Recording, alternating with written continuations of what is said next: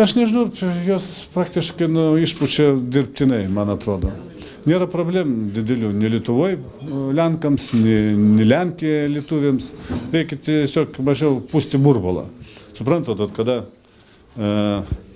pradėjo kalbėti apie lengvatinės sąlygas tautinių mažumoms, vaikams laikyti lietuvių egzaminą, tai aš visą laiką stebiuosi, kodėl politikai ginčiasi tarpusavį. Kodėl jie mušasi tarpusavį dėl tokių dalykų. Paklauskit vaikus. Aš savo vaiką paklausiu, tai irgi rusų vaikas. Tai vos nesupyka. Supykdamas išlaikė 12 klasę valstybės egzaminą lietuvių kalbos 100 balų.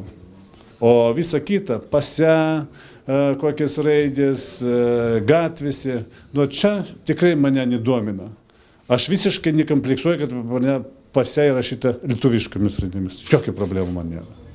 Aš nežinau, kaip čia keičiasi gyvenimas šitoje vietoje. Į kokybį pusę. Mane nežaidžia. Aš nežinau, kodėl kitus žaidžia. Bet jeigu kažkam svarbu? A jeigu svarbu, tegul, aš ne prieš. Tik sakiau, man tai yra neaktualu, aš taip ir sakau, kad man čia problemų nėra. Reikia jiems, gerai, tegul būna.